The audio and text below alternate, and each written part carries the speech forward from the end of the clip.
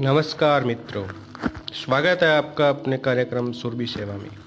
मैं आपका होस्ट सुरेंद्र कुमार शर्मा एक बार फिर से हाजिर हूँ आपके सामने। आज हम बात करेंगे गीता के प्रथम अध्याय अर्जुन विषाद योग के 9वें श्लोक के बारे में।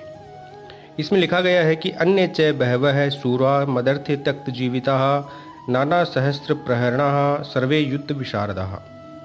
और भी मेरे लिए जीवन की आशा त्याग देने वाले बहुत से सूरवीर अनेक प्रकार के शस्त्रास्त्रों से सुसज्जित और सब के सब युद्ध में चतुर हैं। अब इस श्लोक का क्या भाव है, इसको हम संक्षिप्त में समझते हैं। इससे पूर्व शल्य, बाल्हिक, भगवत, कृतवर्मा और जयद्रथ आदि महारथियों के नाम नहीं लिए गए हैं।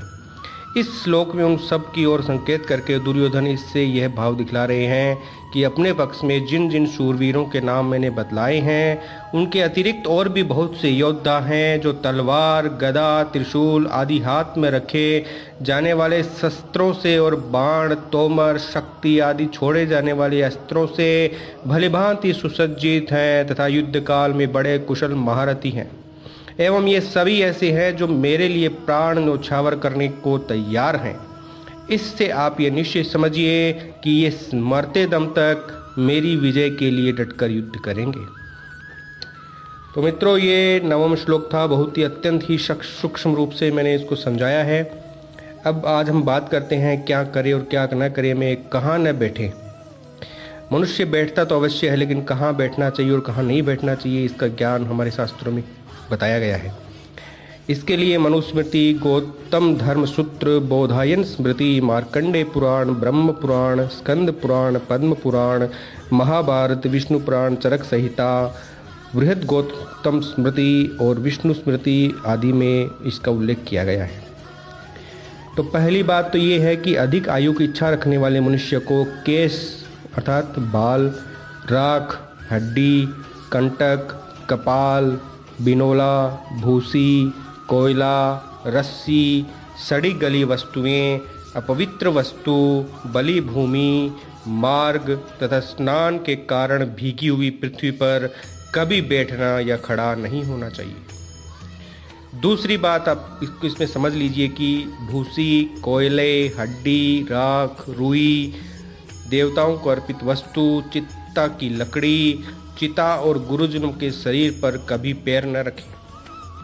दीपक की छाया में तथा बहेड़े के वृक्ष के नीचे बैठना नहीं चाहिए।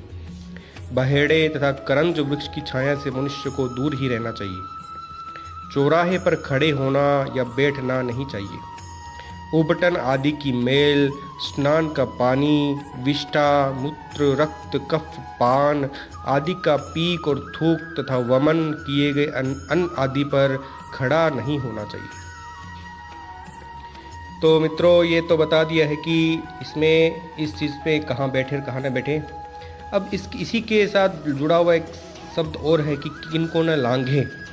लांघे मतलब किसको पैरों से पैर आगे ना घिसके। अब इसमें लिखा हुआ है कि किसी भी प्राणी के ऊपर से लांघ कर नहीं जाना चाहिए। किसी भी शुभ या अशुभ वस्तु को न तो लांघे और न उस पर पैर ही रखें। अग्नि को लांघना नहीं चाहिए। केश, भस्म, भूसी, अपवित्र वस्तु, कपास, चौराहा, गड्ढा, कपाल, कोयला, शर्करा, ढेले, बलि भूमि तथा स्नान भूमि को लांघना नहीं चाहिए। रक्त, विष्ठा, थूक, मूत्र और उपटन की सामग्री का उल्लंघन न करें। देव प्रतिमा, ब्राह्मण, गुरु, राजा, स्नातक, आचार्य, चैत्य वृक्ष, ध्वजा, यज्ञ में दीक्षित मनुष्य, गो, तेजोमय पदार्थ, रोगी और पतित, इनकी छाया का इच्छापूर्वक उल्लंघन नहीं करना चाहिए। पतित मनुष्य तथा रोगियों से अपनी छाया का उल्लंघन नहीं होने देना चाहिए। बछड़ा बांधने की रस्सी को भी नहीं लांघना चाहिए, कभी भी नहीं लांघना चाहिए।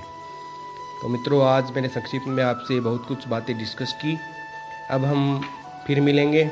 इसी के साथ मैं अपनी वाणी को विराम दे रहा हूँ।